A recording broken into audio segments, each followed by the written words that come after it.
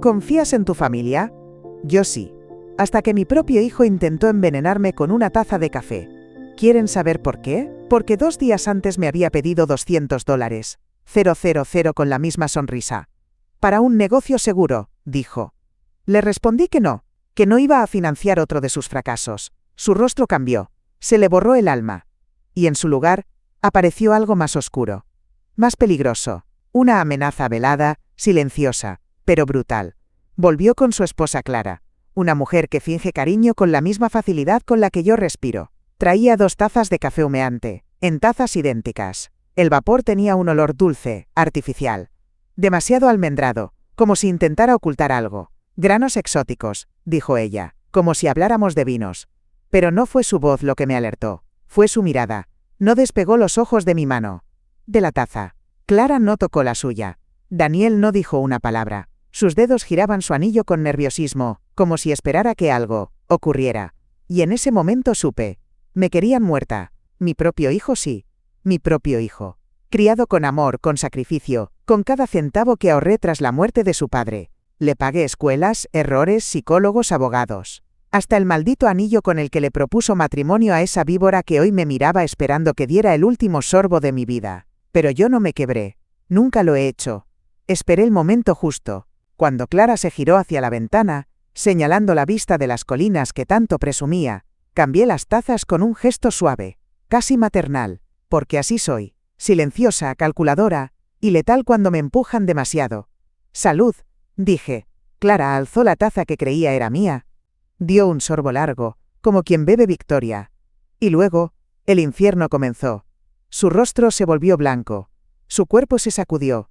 Las manos se le torcieron. La taza cayó al suelo y el café manchó mi alfombra con el mismo veneno que debía estar corriendo por mis venas. Pero no. Era ella quien se estaba ahogando con su propia trampa. Daniel gritó, pero no de dolor, sino de miedo. No por su esposa, por él mismo. No movió un dedo para ayudarla. Yo, en cambio, tomé el teléfono y marqué al 911 con una voz tan calmada que me dio vergüenza lo fácil que fue. Una mujer está convulsionando. Vengan rápido. Dije. Me miraron los dos. Uno jadeando en el suelo, el otro paralizado por el terror.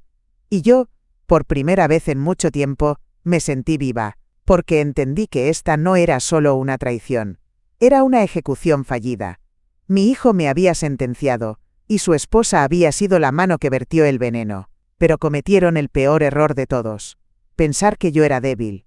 Pensar que podían eliminarme con una sonrisa y una taza de café. No sabían que yo, Margaret Langford, no muero fácil. Y que cuando me traicionan, no me defiendo. Me vengo. Clara abre los ojos. La primera palabra que pronuncia es una mentira. Ella intentó matarme. Lo escupe con una voz apenas audible, entre jadeos, como si fuera víctima y no verduga. Estoy parada al pie de su cama en el hospital, flanqueada por médicos que apenas logran estabilizarla. Daniel sostiene su mano, pero su rostro no muestra amor, solo cálculo. Está esperando mi reacción. No se la doy. Una enfermera lo escucha y corre a llamar a seguridad. En minutos, 2 oficiales de policía entran en la sala de urgencias. Uno de ellos, un hombre alto y frío como mármol, me mira como si ya hubiera leído el veredicto. ¿Margaret Langford? Pregunta. Asiento sin miedo. No porque no lo tenga, sino porque sé que mostrarlo sería darles ventaja. El oficial me observa con una intensidad que me deja claro que ya tiene una historia escrita en su cabeza. Y yo soy la villana de ese cuento. La señora Clara Márquez, dice, apuntando hacia la cama. Afirma que usted intentó envenenarla. ¿Clara Márquez? Pregunto, fingiendo confusión. No se llama Clara Thompson. Una chispa de duda cruza por su rostro. Ahí está. El primer paso de mi contraataque. Tenemos que registrar su propiedad, dice el otro oficial, más joven, más nervioso. Es procedimiento estándar en casos de posible intento de homicidio. ¿Tienen una orden? Pregunto, con la calma de quien ha peleado batallas más grandes que esta. Está en trámite. Pero con su consentimiento, podríamos agilizarlo todo. Los miro. Saben que están jugando con el tiempo. Quieren que cometa un error. Que me ponga nerviosa. Que ceda. Claro, respondo. No tengo nada que ocultar. Daniel me mira por primera vez desde que entraron los policías. Hay algo en su mirada. No es preocupación por Clara. Es expectativa. Como si supiera que algo está por ocurrir. Algo que planearon con precisión. algo que ya está en movimiento. Y entonces entiendo. No es suficiente con matarme. Quieren destruirme. Minutos después, estoy de regreso en el rancho, rodeada de policías. Las sirenas iluminan mi porche como si fuera una escena del crimen. Entran con guantes y cajas, revisan cada cajón, cada rincón, y yo, sentada en el sillón de la sala, me aferro al relicario de mi madre, ese que siempre llevo al cuello, apretando el metal frío como si me conectara a una fuerza más grande que yo. Señora Langford, dice el oficial de antes, ahora con un pequeño frasco en la mano, encontramos esto en su escritorio. Es un vial, pequeño, de cristal, tapado con corcho. ¿Qué es eso? Pregunto. Parece ser cianuro. También encontramos una hoja con anotaciones de dosis. En su letra. Me lo tiende. Y lo que veo me saca el aliento por un segundo. Es mi caligrafía. Casi exacta. Letras redondas, firmes, de mujer que aprendió a escribir cuando todavía se enseñaba con regla en los nudillos. Pero no es mía. No lo es. Me levanté, despacio, aún sosteniendo el relicario. ¿Eso fue plantado? Digo. Eso lo decidirá el juez, responde el oficial. Daniel aparece por la puerta, ahora con un aire casi compungido, como si viniera a ver los escombros de su madre derrumbada. Pero yo no estoy derrumbada. Estoy despertando. Mamá, dice con voz suave, has estado paranoica estos días, quizás necesitas descansar. Alguien que te ayude a tomar decisiones. Clara y yo solo queremos cuidarte. Y ahí está. La jugada final. No solo era matarme. Era declararme incompetente. Tomar control de mis cuentas, de mi nombre, de mi historia. Pero se equivocaron de mujer. ¿Paranoica? Pregunto. Por no querer morir envenenada. Nadie responde. Los policías continúan la inspección. El oficial que tiene el frasco se lo guarda en una bolsa con una etiqueta.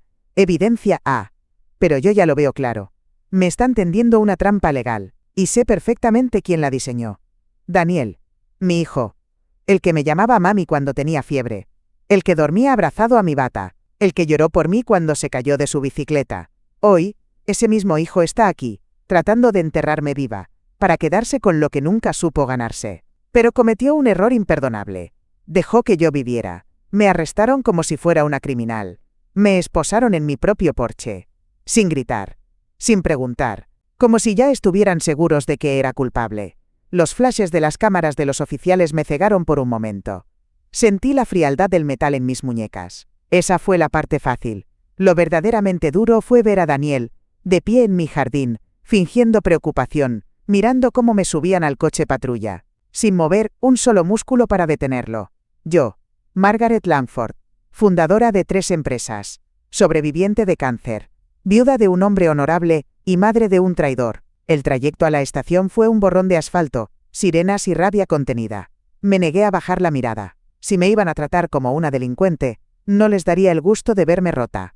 En la sala de interrogatorios, las paredes eran grises, húmedas, impersonalmente crueles. Una cámara en la esquina, una silla de metal, una mesa con manchas, y frente a mí, el oficial que parecía más emocionado que preocupado por la verdad. ¿Sabe por qué está aquí, señora Langford? Asentí. Porque alguien muy cercano a mí ha hecho todo lo posible para que yo parezca loca. Entonces admite que su estado mental no está en las mejores condiciones. Admito que no soy estúpida. Me observó. Tomó nota. Jugaban a eso. Provocarme. Esperaban que gritara, que perdiera el control, que dijera algo incoherente. Pero yo había pasado por juntas corporativas donde tiburones con corbata intentaron hacerme llorar. Sin éxito. Esto no era nuevo. Me mostraron el frasco con el supuesto veneno. La hoja con las anotaciones falsificadas. Fotos de Clara en la ambulancia. Declaraciones escritas por Daniel. Todo perfectamente armado. Impecable. Como un guión ensayado una y otra vez. Incluso el lenguaje legal estaba diseñado para matarme sin dejar rastro físico. Posible deterioro cognitivo, comportamiento errático, riesgo de autolesión. Y entonces lo entendí todo. Nunca se trató solo de envenenarme. Querían destruirme desde adentro. Declararme mentalmente incompetente. Internarme. Quitarme la firma, la voz, el control. Convertirme en un cuerpo vivo sin poder legal. Un archivo guardado en una institución. Y con eso, invalidar mi testamento. Ese testamento que había dejado claro, desde el primer párrafo, que Daniel no heredaría ni un centavo. ¿Sabe usted qué pasa si una persona con deterioro mental redacta un testamento? Preguntó el oficial, con la voz de quien se cree muy listo. Sí, respondí, seca. Que los parásitos que nunca trabajaron un día en su vida creen que pueden quedarse con todo. Él se recostó en la silla. Señora Langford, lo mejor que puede hacer ahora es cooperar. Díganos lo que pasó. O alguien más lo contará por usted. Ahí estaba. La trampa final. Si me defendía, me dirían que estaba alterada. Si callaba, lo tomarían como admisión. Era una jaula hecha de palabras. Pero cometieron un error. Uno que siempre cometen los cobardes, me subestimaron. Pensaron que, por tener casi 70 años, estaba débil, que no tenía recursos, que no tenía aliados, que sería fácil silenciarme, enterrarme en un informe psiquiátrico y vivir de mi dinero mientras yo tomaba sopa en una institución para ancianos. Pero se olvidaron de algo. Yo soy Margaret Langford, y si algo me enseñó la vida es que los golpes duelen menos cuando una ya ha perdido todo, menos la dignidad. Así que, mientras ellos celebraban lo que creían una victoria, yo estaba calculando. No lloraba, no rogaba, solo escuchaba, memorizaba. Cada palabra, cada paso. Porque esta guerra no la iban a ganar en una sala gris. La iban a perder, en un tribunal, frente a una mujer que no olvida. No perdona y no se rinde. No fue un negocio. No fue un error. Fue un intento desesperado por salvar su pellejo, a costa de mi vida. Estaba en la sala de visitas del centro de detención cuando Jennifer entró, puntual, impecable, y con una carpeta negra que prometía justicia. Jennifer Reyes, abogada penalista. No tenía paciencia para las lágrimas, ni tiempo para rodeos. Por eso la contraté. Porque no vine al mundo a mendigar compasión. Vine a ganar. Tengo noticias, dijo sin saludar. Su voz era una navaja. Y no va a gustarte. Pero van a salvarte. Me incliné hacia adelante. Había esperado este momento desde el primer día que Clara me sonrió con esa boca pintada y me llamó mamá, como si supiera cuánto iba a destruirme. Jennifer abrió la carpeta y sacó una hoja. Clara no existe. Al menos no legalmente. ¿Cómo que no existe? Su nombre real es Verónica Márquez. Tiene antecedentes en 3 estados. Estafa, suplantación de identidad, fraude financiero. Todas sus víctimas tienen algo en común. Mujeres mayores, solas y con dinero. Sentí que el suelo se movía, no por sorpresa sino por confirmación. Porque mi instinto no me había fallado, solo me había llegado tarde. Verónica Márquez. Claro. Por eso todo siempre era por amor, por el bien de Daniel, por unidad familiar. Era una víbora profesional. Y yo había sido su blanco más lucrativo. Su especialidad es infiltrarse como esposa o cuidadora, continuó Jennifer. Se casa, se gana la confianza, envenena lentamente la reputación de la víctima, y luego desaparece con el botín. En 2 ocasiones, sus víctimas fueron declaradas incapaces mentalmente. Una murió en una caída doméstica, la otra, envenenamiento por fármacos. ¿Y cómo demonios se cruzó con mi hijo? Jennifer guardó silencio unos segundos. Luego sacó otro documento. Eso, es lo más grave. Mira esto. Era un informe contable. Complejo. Técnico. Pero la cifra me golpeó como una piedra entre los ojos. $312. $450. Leí en voz baja. La deuda que Daniel acumuló en menos de 3 años. Préstamos personales, tarjetas de crédito. Y lo más delicado, préstamos informales. Usureros. Gente peligrosa. Jennifer se cruzó de brazos. Lo iban a matar, Margaret. Estaba contra el reloj. El negocio era una excusa. Lo que necesitaban era efectivo rápido. El plan A era tu dinero. El plan B tu muerte. Me quedé en silencio. El mundo pareció perder color por un segundo. Daniel, mi hijo. Mi sangre. No solo me quería fuera. Quería reemplazarme. Legal y literalmente. ¿Y si yo moría? Pregunté. ¿Él heredaba? Jennifer negó con la cabeza. No, no según tu testamento. Pero si logran probar que lo firmaste estando mentalmente incapacitada, pueden anularlo. Especialmente si estás muerta y no puedes defenderlo. Todo encajaba. La actuación de Clara, Verónica, el falso café, la escena en el hospital, la trampa en mi escritorio. No era improvisación, era un guión, uno escrito por un hijo desesperado y una criminal con experiencia. Pero se les escapó un detalle. Me dejaron vivir. ¿Tienes pruebas de todo esto? Jennifer sonrió por primera vez. Apenas un gesto. Tengo declaraciones juradas. Videos. Registros bancarios. Una excompañera de celda de Verónica que me contó lo que hizo en Nevada. Y tengo algo más. Abrió su carpeta y sacó una fotografía. Esta es Verónica entrando a una clínica privada hace 2 años, acompañando a una mujer de 78 años. Esa mujer murió 3 meses después. Diagnóstico oficial: sobredosis accidental de medicamentos. Pero en el expediente médico hay registros de alteraciones en las dosis, y la firma de Verónica aparece como cuidadora autorizada. ¿Y Daniel sabía todo esto? No al principio. Pero cuando se enteró, en vez de alejarse, se unió a ella. Por necesidad, por miedo, por ambición. Ya da igual. Están hundidos los dos. Me recosté en la silla, mirando el techo de esa habitación helada, y no sentí tristeza.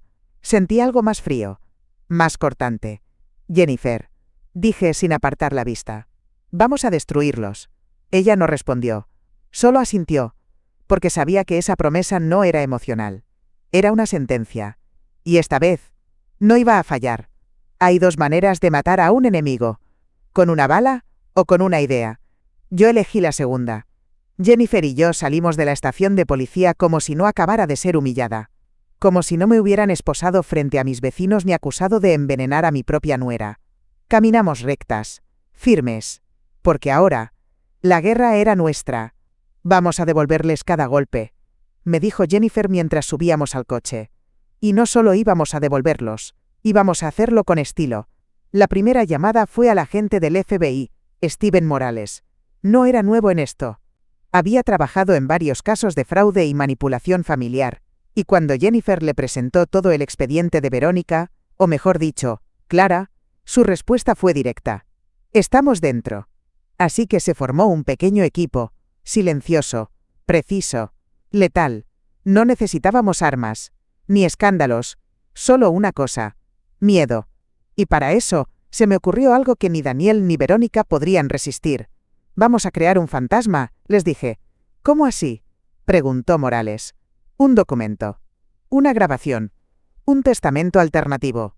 Algo que ellos crean que existe y que los puede incriminar, pero que nadie más ha visto. Jennifer entendió al instante.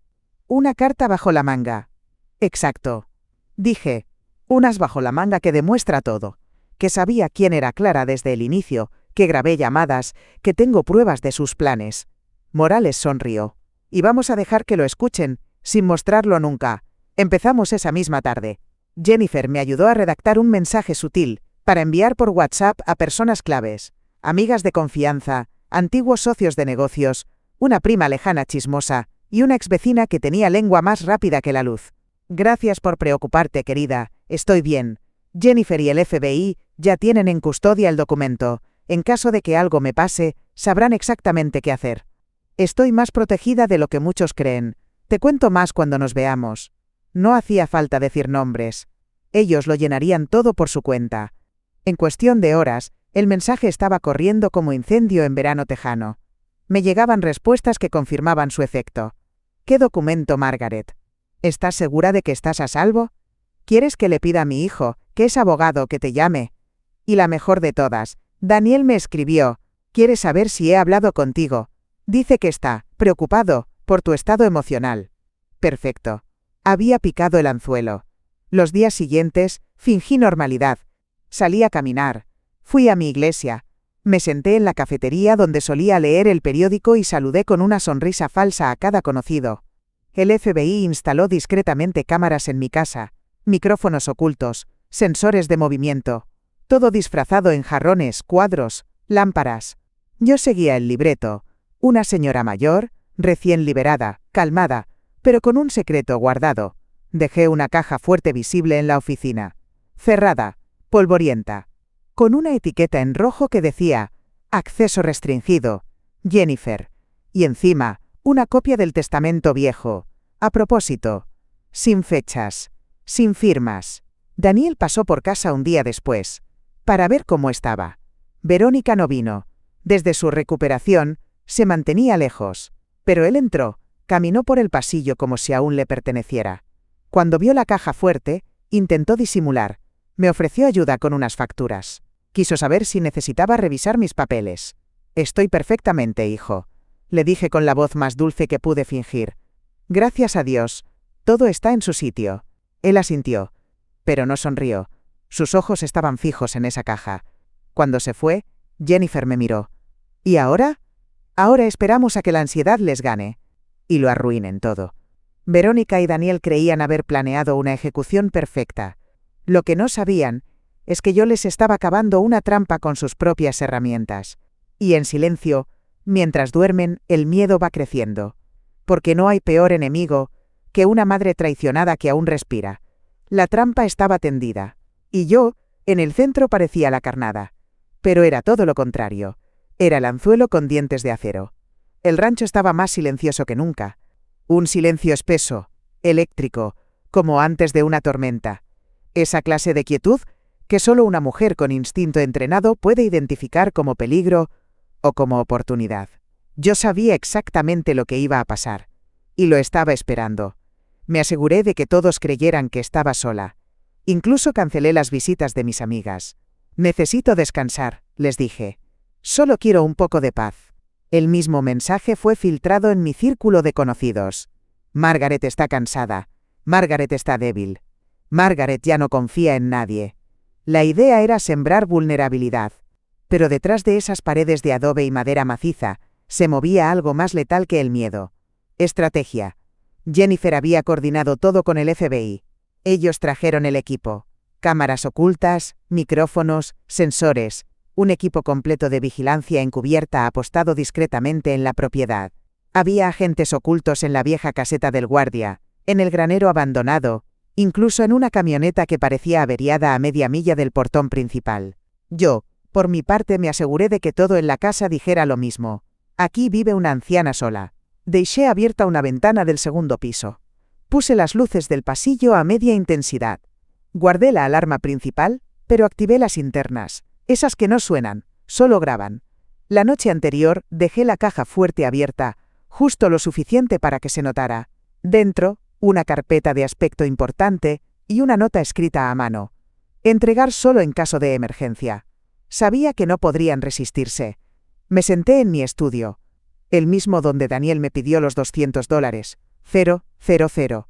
El mismo donde me ofrecieron aquel café cargado de veneno. Tenía el relicario de mi madre en la mano, girándolo entre los dedos. Mi corazón latía, sí, pero no de miedo. Era anticipación pura. La adrenalina de una mujer que sabe que, esta vez, no es la víctima. No encendí la televisión. No puse música. Solo esperé. Afuera, la noche cayó como un telón pesado. Ni siquiera los grillos se atrevían a cantar. Y yo me sentí lista. A las 11:43 de la noche, el sensor del portón trasero vibró suavemente. No hizo ruido, pero yo lo sentí. Instinto. O tal vez ese sexto sentido que solo desarrollas cuando el peligro te llama por tu nombre. Uno de los agentes, escondido en el sistema de cámaras, me susurró por el auricular apenas audible que tenía en el oído derecho. Movimiento confirmado. Vehículo sin luces, acercándose por la parte norte. 2 ocupantes. Entraron sin forzar. Usaron llave. Una llave. Claro. Daniel todavía tenía una. Mantén posición, le dije. No me moví. Pude oír los pasos en la galería trasera. Despacio, como si no quisieran hacer ruido.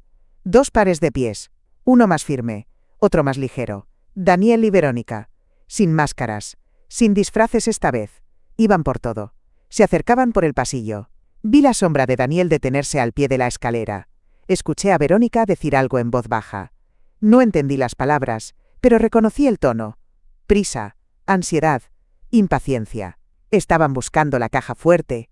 Yo me quedé sentada en mi sillón, las manos cruzadas sobre mi falda, como si estuviera esperando un té, no una invasión. El primer pie cruzó la puerta de mi estudio a las 11:49 de la noche. Los vi. Y no dije nada. Verónica entró primero. Su rostro era una máscara distorsionada por el odio. Tenía el pelo enmarañado, la mirada extraviada y una jeringa en la mano. Su mano derecha temblaba ligeramente, pero no de nervios, de urgencia. No había sutileza esta vez. Ni té, ni palabras dulces. Daniel entró detrás. Ya no tenía esa postura de hijo arrepentido. Ya no fingía. Sus ojos eran 2 pozos vacíos. Su mandíbula apretada. El sudor le corría por la frente como si supiera que ya estaban demasiado lejos para volver atrás. ¿Dónde está? Escupió, con una voz que apenas reconocí. ¿Dónde está mamá? No lo llamó por su nombre. No dijo por favor. Solo, mamá, como si esa palabra aún tuviera poder sobre mí. Pero ya no lo tenía. ¿El documento? Respondí, con la voz baja, firme. ¡Qué ironía! Se supone que ustedes eran los inteligentes. Verónica dio un paso hacia mí, levantó la jeringa. En su interior, el líquido era tan claro como el agua, pero yo ya sabía lo que contenía. Cianuro. El mismo método. El mismo veneno. Esto termina hoy, dijo ella con una sonrisa torcida. Sí, respondí. Hoy termina. Daniel se abalanzó sobre el escritorio, abrió cajones, tiró papeles al suelo. Buscaba como un adicto. Ya no tenía paciencia. Ya no le importaba si me veía sufrir. Solo quería ese supuesto as bajo la manga, que habíamos inventado. Esa carpeta inexistente que podía hundirlos, y en su desesperación, se había delatado por completo. Mamá, no entiendes. Nos están vigilando. Tenemos que destruir eso. ¿Qué cosa? Pregunté mirándolo directamente a los ojos. ¿Tu alma? Eso se destruyó hace mucho. Y entonces, justo cuando Verónica levantó la jeringa con la intención de acercarse, se escuchó el clic de un seguro y el crujido de una puerta detrás de ella. Fort Bay. Tiren lo que tengan en las manos. ¡Ahora! Fue como si el aire se partiera. Agentes armados irrumpieron por las dos entradas del estudio. Uno saltó desde la galería, otro desde el pasillo principal. Rápidos, silenciosos, precisos. Verónica giró para correr, pero fue derribada en segundos. La jeringa rodó por el suelo y chocó contra el borde de la alfombra, deteniéndose justo a mis pies.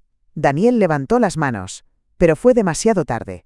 Ya lo tenían contra la pared, esposado con el rostro aplastado contra la madera que él mismo había ayudado a pintar años atrás, cuando aún era mi hijo y no mi enemigo. El agente Morales se acercó a mí. Me ofreció una mano. La acepté, pero no para levantarme. Solo para que me viera a los ojos cuando dije lo que llevaba años guardando. Nunca pensé que llegaría el día en que tendría que protegerme de mi propio hijo, dije, pero lo hice. Y lo haría 1000 veces más. Daniel me miró. Hubo un destello. ¿Culpa? ¿Miedo? No. Orgullo herido.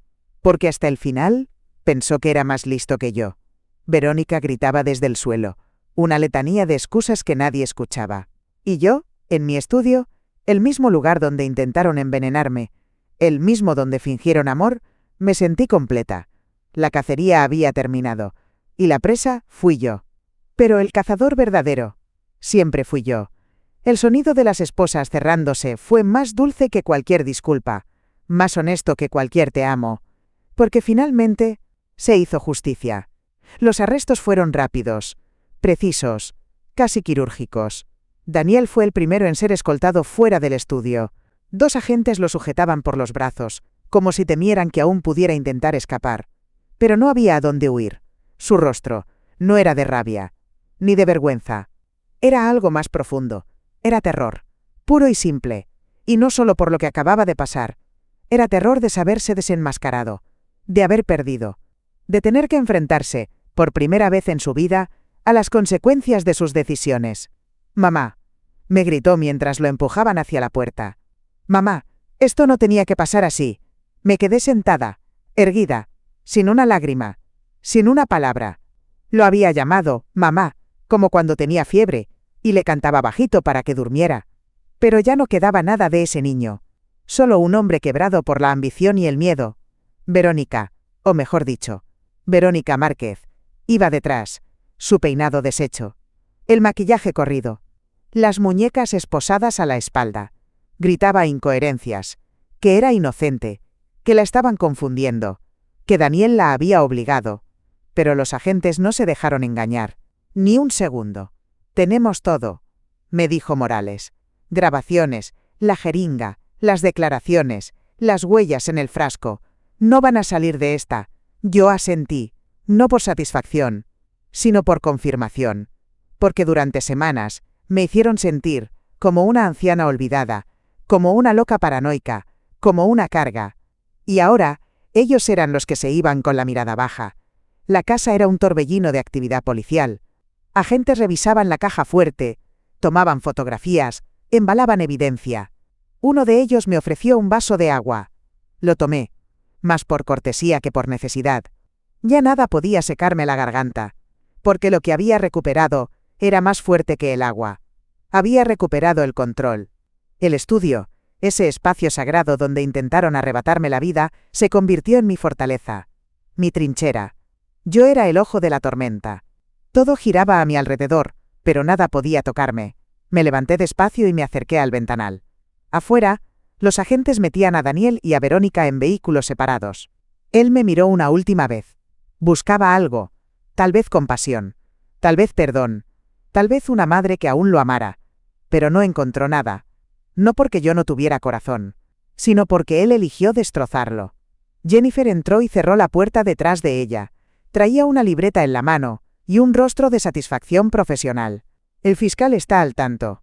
Los cargos serán múltiples: intento de asesinato, conspiración, falsificación de pruebas, y en el caso de Verónica, delitos federales por suplantación de identidad. ¿Y Daniel? Si acepta cooperar, quizás le den menos años. Pero lo dudo. Está tan hundido como ella. Me senté otra vez. Giré el relicario entre mis dedos. Ese pequeño objeto fue testigo de todo. De mi miedo. De mi silencio. De mi fuerza. Era lo único que no pudieron ensuciar. ¿Cómo te sientes?, preguntó Jennifer. Como si hubiera vuelto a nacer. Le respondí. Como si por fin me hubieran devuelto la voz. Y esta vez, no pienso callarla nunca más. Ella asintió y se sentó frente a mí.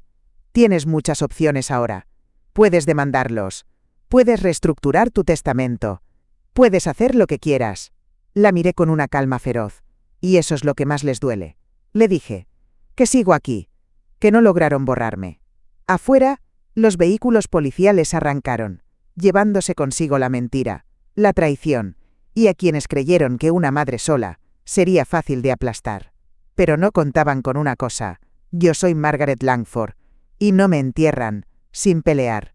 La justicia tarda, pero cuando llega, corta como un cuchillo afilado. El juicio fue largo, doloroso, pero justo. Me senté en la primera fila, cada día, vestida de oscuro, con la espalda recta y el relicario de mi madre colgado al cuello. No lloré ni una sola vez. No porque no doliera, sino porque el dolor ya había hecho su trabajo. Ahora, solo quedaba mirar de frente las consecuencias. Verónica Márquez fue condenada a 4 cadenas perpetuas. El juez la llamó por su nombre completo: el verdadero. Sus crímenes salieron a la luz uno por uno. Cada víctima, cada plan, cada abuso. Era una asesina disfrazada de esposa. Una manipuladora con años de experiencia destruyendo vidas como la mía. Ella no mostró arrepentimiento, solo rabia. Incluso el día de la sentencia, me lanzó una mirada cargada de odio. «Aún puedes perdonarlo, Margaret», me dijo antes de que se la llevaran. Yo no respondí, porque ya no era ella quien merecía mis palabras. Daniel fue condenado a 25 años de prisión. Escuché su testimonio. Su abogado intentó presentarlo como víctima de manipulación, como un hijo débil, acorralado por deudas y malas influencias. Pero el jurado vio lo que yo ya sabía. Él eligió ese camino. Eligió traicionar a su madre. Eligió no advertirme, no protegerme, no amarme. Cuando el juez dictó sentencia, Daniel me buscó con la mirada. Yo lo observé, sin odio, pero también sin piedad. Ya no era mi hijo. Era un extraño con mi apellido. Salí de esa corte con las piernas temblorosas. No por debilidad, por liberación. Sentí que algo se me había desprendido del pecho, como si al fin pudiera respirar sin ese peso invisible que cargaba desde el primer «mamá» envenenado. Comencé terapia. No lo niego. No fue fácil sentarme frente a alguien y contarle cómo me había sentido, vieja, inútil, invisible. Cómo el veneno no fue solo físico, sino emocional. Cómo mirar un álbum familiar ahora dolía más que curaba. Pero fui. Una vez por semana. A veces hablaba. A veces solo lloraba. Y así, con cada sesión, con cada palabra honesta, fui recuperando los pedazos de mí, que creí perdidos para siempre. Poco a poco, comencé una nueva vida. Más silenciosa. Más simple. Pero profundamente mía. Cambié los muebles del estudio. Planté nuevos rosales frente al ventanal. Doné los libros que ya no necesitaba y conservé solo aquellos que me hicieron sentir fuerte. Volví a tomar mi manzanilla cada noche, con calma, con gratitud. Porque esta vez, no había veneno en la taza. Gracias por acompañarme hasta el final de esta historia. Si algo de lo que viví te tocó el corazón, o te hizo pensar en alguien que conozcas, no te vayas sin dejarme un comentario. Quiero saber, ¿qué habrías hecho tú en mi lugar? ¿Crees que el castigo fue suficiente? ¿Alguna vez has sentido una traición parecida? Si te gustó, no olvides darle like, compartir el video con alguien que necesite escucharlo. Y claro, suscribirte al canal para no perderte lo que viene. Porque mientras haya verdades que contar, yo estaré aquí, para narrarlas contigo,